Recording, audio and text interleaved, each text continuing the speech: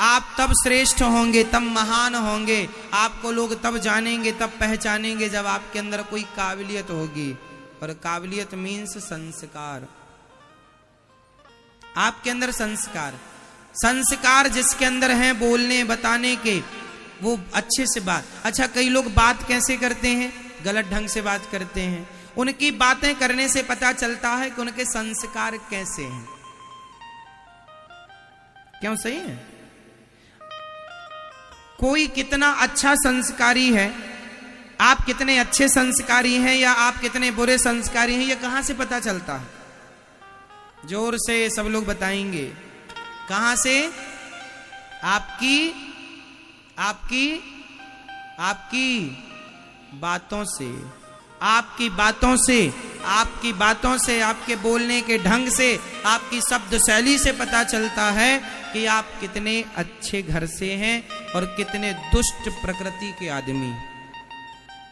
अच्छे बुरे की पहचान यहीं से होती है।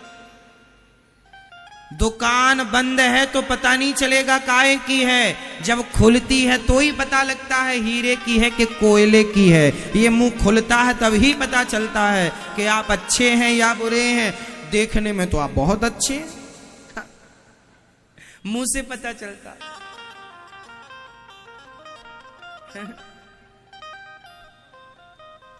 एक लड़का और एक लड़की दोनों ने व्हाट्सएप में प्यार कर लिया।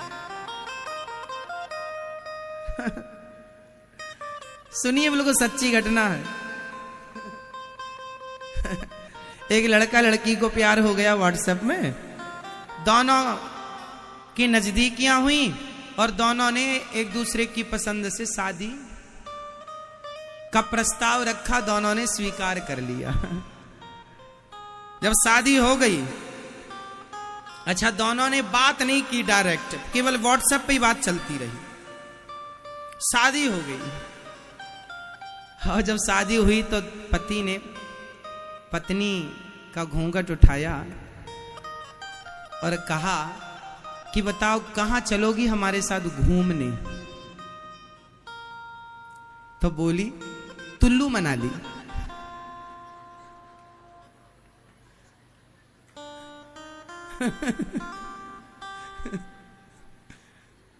हम तुम्हारे संग घूमने कुल्लू मनाली चलेंगे। उसको बाद में पता चला ये तोतली है। और कर ले व्हाट्सएप से, डायरेक्ट बात नहीं की उसने कभी। बाद में हो गए कुल्लू मनाली। तो इसलिए कहते हैं मुंह खुलता है तब पता चलता है कि आप कैसे हैं। केवल व्हाट्सएप की बातों में दम नहीं है। क्यों जी? सही है। नहीं, तुम्हारा भी कुल्लू मनाली हो जाए।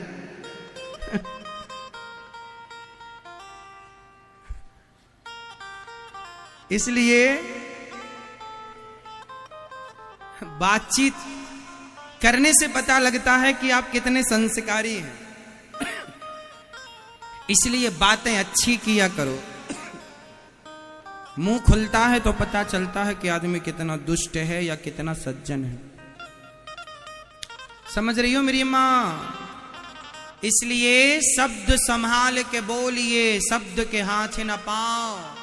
एक शब्द औषधि करे, एक शब्द करे घाव। शब्द को संभाल कर बोलना चाहिए। बोलो यदि पहले तुम तौलो, फिर मुख को खोला करना। पुष्प नहीं बन सकते हो तो कांटे बनकर मत रहना। इसलिए आप लोग अच्छा बोला करो, मधुर बोला करो, मीठा बोला करो, सबको प्रिय लगे ऐसा बोला करो। कुछ भी नहीं बोला करो। आपके संस्कार आपकी बातों से दिखते हैं, है ना मेरी मां? बहुत सारा पढ़ लिख लेना संस्कार।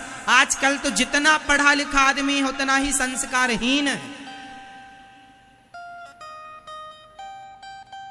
तो आज की पढ़ाई लिखाई तो बिल्कुल मेरे हिसाब से संस्कारहीन शिक्षा 2 कौड़ी की है। आज अभी आपने देखा होगा एक कोरोना काल में आपने एक वीडियो देखी होगी, मैंने भी देखी थी, बहुत पुरानी, आप लोग भूल गए होंगे, पर एक बात है सो बता रहा हूं प्रसंगवश। एक बहुत बड़े पद के एक ऑफिसर, आईएएस पद के, उन्होंने कोरोना के दौरान सरकार ने परमिशन दी थी कि 10 लोगों के संग आप शादी, मतलब 10 लोगों के साथ, 10 मेहमानों के साथ आप शादी, मेहमानों को बुलाकर शादी विवाह कर सकते हैं। तो एक परिवार जो स्वयं पेशे से जज थे, जिन्होंने कानून पढ़ा था, उन्होंने 10 लोगों को बुलाया, 10-20 लोगों को जो भी था, और शादी कर रहे थे। पंडित जी शादी पढ़ रहे थे, विवाह। तभी वो आईएएस के पद पर जो साहब थे, उन्होंने एंट्री की उस शादी में। अरे आप लोग तो बिना परमिशन, उन्होंने परमिशन का लेटर भी दिखाया, पर फिर भी उन्होंने, वो पंडित जी जो शादी पढ़ रहे थे वो उम्र में बड़े थे, फिर भी उस पद पर होते, आईएएस के पद पर होते हुए उसने एक थप्पड़ जमाया पंडित जी को। तो आप इतने बड़े पद पर हैं, गलती की तो जेल में डालो, थप्पड़ मारने का अधिकार किसने दिया है आपको? वो भी पब्लिक प्लेस में। ये क्या है? आपकी शिक्षा तो श्रेष्ठ है, आईएएस कोई सामान्य आदमी नहीं बन सकता। आपकी शिक्षा तो ठीक है, संस्कार ठीक नहीं। यदि संस्कार होते तो अपने से बड़ों में यूं ही तुम हाथ ना उठा लेते। एक संस्कार यही तो कहता है कि यार ये हमसे बड़ा है, और परमिशन का लेटर भी था उसके पास, और उसमें पंडित जी की गलती क्या थी? उन्हें तो बुलाया कि भाई हमारे पास लेटर है 10 लोगों का, आप आओ शादी कराओ, मार दिया। बाद में फिर बात बढ़ी, वो अलग विषय था, लेकिन इससे ये दिखता है आदमी का कि वो कितना संस्कारहीन आदमी है। आप कितने बड़े पद में पहुंच जाइए, क्या फर्क पड़ता है? संस्कार से व्यक्ति श्रेष्ठ होता है, शिक्षा से नहीं साहब। शिक्षा, वो शिक्षा श्रेष्ठ है जो संस्कारवान शिक्षा। आज कितने पढ़े लिखे बच्चों के, पढ़े लिखे बच्चे, आज गौरी गोपाल आश्रम में एक मां रहती है मेरी, वो मां के 2 बेटे हैं और दोनों बेटे पढ़े लिखे हैं। क्या पढ़े हैं? वो कॉलेजों में लेक्चरर रहे हैं, प्रोफेसर पद पर, कॉलेजों में प्रोफेसर रहे हैं, प्रोफेसर से रिटायर बेटे। उनकी मां अब जो प्रोफेसर रहे हैं कॉलेज में, तो अनपढ़ तो नहीं होंगे ना? अनपढ़ तो नहीं होंगे साहब। जो प्रोफेसर है कॉलेज में लेक्चर दे रहा, लेक्चरर है, वो अनपढ़ तो नहीं होगा? यदि आप संस्कारी होते शिक्षा के साथ, तो आपकी माता गौरी गोपाल आश्रम में ना होती। आप शिक्षित तो हैं, संस्कारी नहीं है। पता चल रहा है कि आज की शिक्षा शिक्षित तो बनाती है, संस्कारी नहीं बनाती। संस्कारी बनाओ मेरी मां अपने बच्चों को। संस्कार बच्चों को या माँ बाप से या कथाओं से प्राप्त होंगे। स्कूल कॉलेज यूनिवर्सिटियों के भरोसे ना बैठे रहना, वहां कोई संस्कार नहीं दिया जाता, केवल सूखी शिक्षा है, केवल कोरी शिक्षा।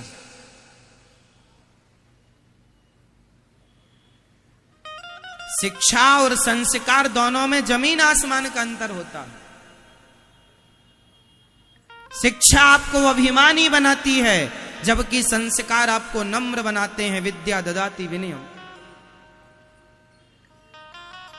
शिक्षा आपको अभिमानी बना देती है, जबकि संस्कार आपको झुकना सिखाते हैं, नम्र बनाते हैं, सरल बनाते हैं। इसलिए आज की शिक्षा तब तक अधूरी है जब तक उस शिक्षा को संस्कार की चाशनी में डुबाया ना जाए, तब तक वो शिक्षा अधूरी है। इसलिए आज बच्चे जितना मेरी मां पढ़ने लिखने दिल्ली बंबई बेंगलोर इत्यादि जाते हैं, ये पढ़ने के नाम पर पढ़ते कम है, बर्बाद ज्यादा होते हैं। 1000 बच्चे पढ़ने जाते हैं, 1000 में 2-4 बनते हैं, बाकी आप ये मान लीजिएगा कि 995 बच्चे बिगड़ जाते हैं। 5 बच्चे बन गए, 95 995 बिगड़ते हैं। बोलो हाँ या ना? संभावनाएं हैं बिगड़ने की। वो अपने आप को इंटेलिजेंट मानते हैं, अरे हम तो आईएएस की तैयारी कर रहे हैं, आईपीएस की तैयारी कर रहे हैं, हम तो बड़े इंटेलिजेंट हैं, बड़े समझदार हैं। उन्हें लगता है वो किसी लड़की से भी प्यार कर लेते हैं, शादी भी कर लेते हैं, माँ बाप को बताना जरूरी नहीं समझते, क्योंकि हम सेल्फ डिपेंड हो गए हैं, आत्मनिर्भर है, माँ बाप की अब हमें क्या जरूरत है, पढ़े लिखे हैं। ऐसी शिक्षा 2 कौड़ी की होती है जो आपको चरित्रहीन बना दे। हमारी सबसे बड़ी शिक्षा वही है, जो व्यक्ति चरित्रवान है वही शिक्षित है, और जो पढ़ लिखकर चरित्रहीन हो गया वो शिक्षा नहीं है। वो शिक्षा आप उसे शिक्षा मानते हैं। जो आदमी अपने चरित्र को ना बचा सका, जो चरित्रहीन है, वो काहे का पढ़ा लिखा? उससे अच्छी तो वो काम वाली बाई है जो झाड़ू पोंछा लगा के बच्चों का पालन करती है, पर अपने चरित्र से समझौता नहीं करती। चरित्रवान है, चरित्र कीमती है साहब, शिक्षा से ज्यादा। अच्छा बताओ, शिक्षा कीमती है कि चरित्र, कैरेक्टर कीमती है या शिक्षा? यदि दोनों को एक तराजू में रखा जाए, किसका पलड़ा भारी होगा? जोर से बोल दो, और जोर से, बहुत जोर से। क्या? चरित्र या शिक्षा? चरित्र। इस धरती पर चरित्र से कीमती कोई ज्ञान नहीं है। हो तो मुझे पढ़ा देना आप लोग। सबसे बड़ा ज्ञान चरित्र ही है, सबसे बड़ी शिक्षा चरित्र ही है। और आजकल के बच्चे पढ़ने लिखने के नाम पर चरित्र ही बिगाड़ते हैं। तो बताओ, इनसे बड़ा मूर्ख कौन हुआ जो चरित्र बिगाड़ कर डिग्री लेकर आया है? डिग्री लेकर क्या करेंगे तेरी कागज की डिग्री का? चरित्र तो बिगाड़ आई या बिगाड़ आया? समझाओ पढ़े लिखे बच्चों को। पिक्चर देख के बिगड़ रहे हैं तुम्हारे बच्चे, और बता रहे हैं हम बड़े पढ़े लिखे हैं। वाह, आग लगे तेरी ऐसी पढ़ाई में। ये पढ़ाई पढ़ने गई थी तू वहां, या पढ़ने गया था, चरित्र बिगाड़ के आ गया? समझाओ मेरी मां बेटियों को, अपने बेटों को। बिगड़ जाएगा चरित्र तो किसी काम का नहीं है कुछ। लोक भी बिगड़ेगा, परलोक भी बिगड़ेगा, और यहां के लोगों के काम का नहीं है चरित्र। यहां के लोग, सच्ची बताएं, आप में से अभी जितने लोग आप बैठे हैं यहां, आप में से भी 10-20% लोग ही ऐसे होंगे जो चरित्र की कीमत को जानते हैं। वरना चरित्र की कीमत लोग सारी जिंदगी में समझ ही नहीं पाते। चरित्र क्या है? चरित्र क्या होता है? कितनी कीमत है चरित्र की। अरे रावण का चरित्र बिगड़ गया तो सर्वनाश हो गया, और राम का चरित्र बना रहा तो आज सतयुग त्रेता के बाद द्वापर और कलयुग में भी घर घर मंदिर बनाए जाते हैं, राम जी को घर घर पूजा जाता है, केवल चरित्र के कारण। ये चरित्र है। आज भी यदि राम जी की चर्चा होती है तो केवल उनके चरित्र के कारण,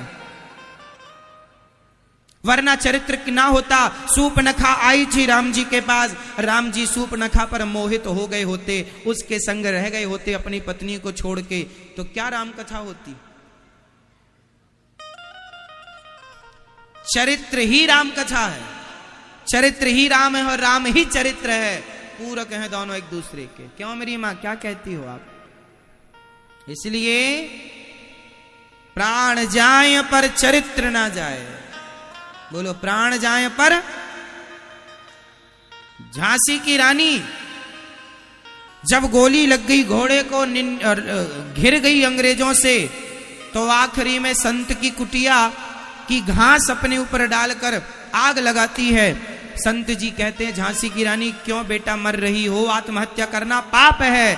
झांसी की रानी ने कहा था, महात्मा जी कह देना जगत को, जब तक शरीर में दम थी, जब तक घोड़े में जान थी, तो मैं देश की रक्षा करती रही। अब दुश्मनों से घिर गई हूं, भारत की बहू बेटी हूं, मैं मरना पसंद करूंगी, पर मैं जीवित इन अंग्रेजों के हाथ लग जाऊंगी, ये मेरा चरित्र बिगाड़ देंगे। अभी देश की रक्षा करती रही, अब चरित्र की रक्षा करने जा रही हूं मैं, चरित्र की रक्षा।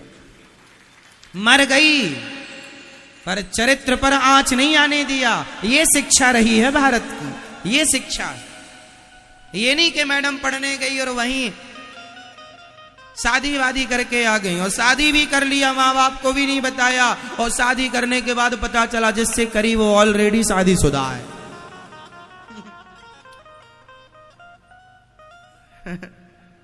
ये हो रहा है आजकल। धोबी का कुत्ता, ना घर का ना घाट का। कुछ लोग बड़े होशियार बनते हैं, बच्चों को आप लोग बताते ही नहीं चरित्र क्या होता, बताओ, समझाओ, सिखाओ, ना सीखें कथा सुनवाओ, ये दास बताएगा।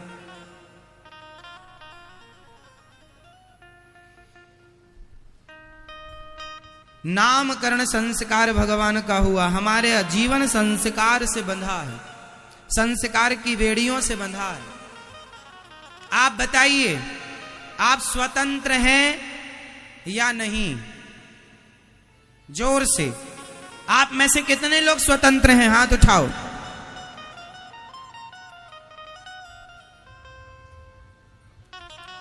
स्वतंत्र हैं? आपकी यही स्वतंत्रता आपकी बर्बादी का कारण है। आप हमसे पूछें कि आप स्वतंत्र हैं, हम कहेंगे नहीं, हम स्वतंत्र नहीं हैं, हम संस्कारों के अधीन हैं, हम परतंत्र हैं। पहले अंग्रेजों की गुलामी थी, मुगलों की गुलामी, उससे तो हम आजाद हो गए, पर हम अभी अपने आप को आजाद नहीं करना चाहते, हम संस्कारों की गुलामी करना चाहते हैं। हम किसके गुलाम बनना चाहते हैं? जोर से। और जो स्वतंत्र हो गया, संस्कार की बेड़ियां तोड़ दी। अब मैं आपको स्वतंत्र दो लोगों के नाम बताता हूं। बताइए, भगवान राम स्वतंत्र थे या नहीं? उत्तर दो। भगवान राम स्वतंत्र थे या नहीं? उत्तर सब लोग दो अपने अपने विचार से। उत्तर दो, उत्तर दो। बोलो मेरी मां। नहीं, भगवान राम स्वतंत्र नहीं थे।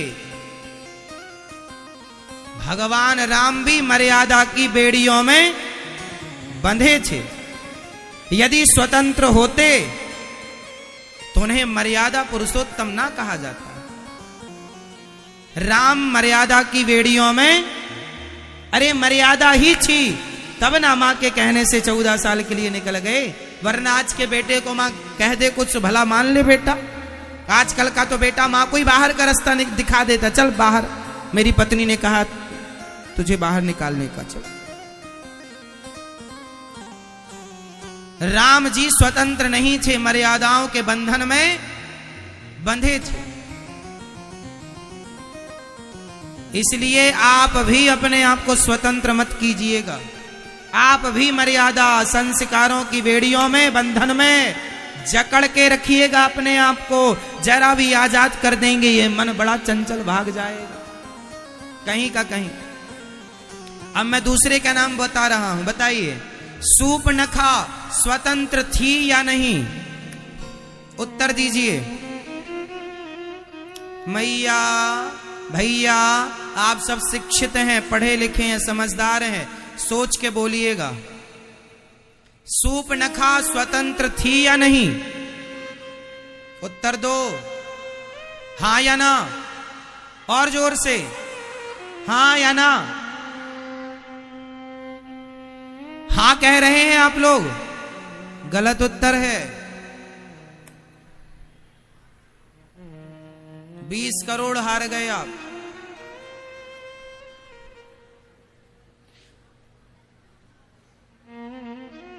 राम जी स्वतंत्र नहीं थे, जबकि सूपनखा स्वतंत्र थी। सूपनखा क्या थी? स्वतंत्र थी। वो चाहे जिस पुरुष के पास चली जाए, जिससे जाकर कह दे I love you. Ram ji से कहे तो रही है, तो सम पुरुष न मोसम नारी, कह रही है। तो जो आदमी जिसे धर्म का डर नहीं है, जिसे संस्कारों का डर नहीं है, जिसे कोई मर्यादा जिसकी नहीं है, अरे हर आदमी थोड़ी किसी से जाके कह देगा कि तुम बहुत अच्छे हो, हमसे शादी कर लो। सूपनखा स्वतंत्र थी, इसलिए उसने जाकर राम जी के सामने प्रस्ताव रखा, तुम बड़े सुंदर हो, हमसे विवाह कर लो। राम जी ने प्रस्ताव ठुकराया तो लक्ष्मण जी के पास चली गई, तुम बड़े सुंदर। अब देखो जरा, या तुम मिल जाओ या तुम मिल जाओ, किसी से भी हम अपना गुजारा कर लेंगे। तो और ये सूपनखा, इसकी शादी पहले हो चुकी थी, और राम जी बोले तुम्हारी शादी हो गई ना, हम तो कुंवारी हैं। लो, जैसे आजकल कुछ लोग शादी के बाद भी मांग नहीं भरती हैं, चूड़ियां नहीं पहनती, हम तो कुंवारी हैं। ये सब सूपनखा की वंशज हैं, स्वतंत्र हैं। ये सब कौन है? स्वतंत्र हैं। जिसको मन आए उसको आई लव यू कह दो, स्वतंत्र है ये, सूपनखा की तरह।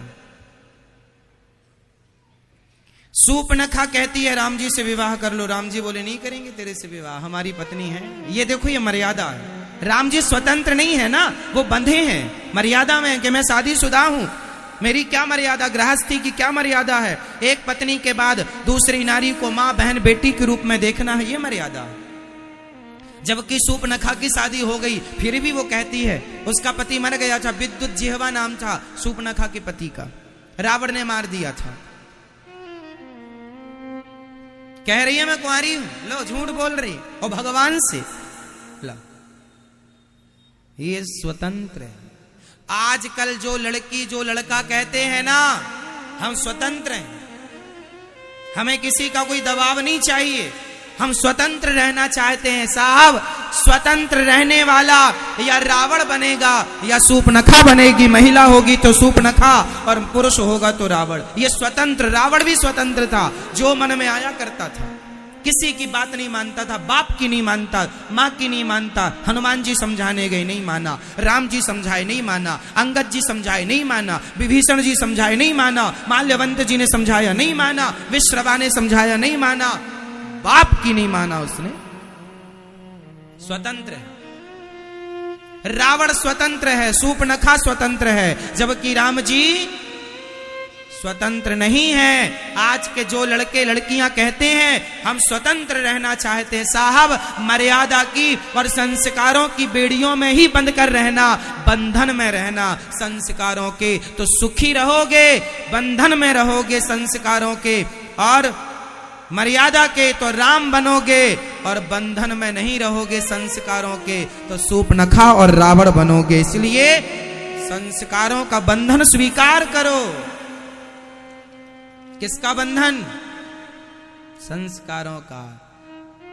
जो लड़की कहती है ना मैं अपने माँ बाप के बंधन में नहीं हूं, मुझे कोई दबाव नहीं चाहिए, कोई बंधन नहीं, वो आज नहीं कल सूपनखा जरूर बनेगी, कहीं ना कहीं नाक जरूर कटाएगी अपनी। और रावण, ये दोनों भाई बहन एक से थे। ये दूसरे पुरुषों को देखती थी और वो दूसरी महिलाओं को देखता था। दोनों के संस्कार अच्छे नहीं थे भाई बहन के। क्यों?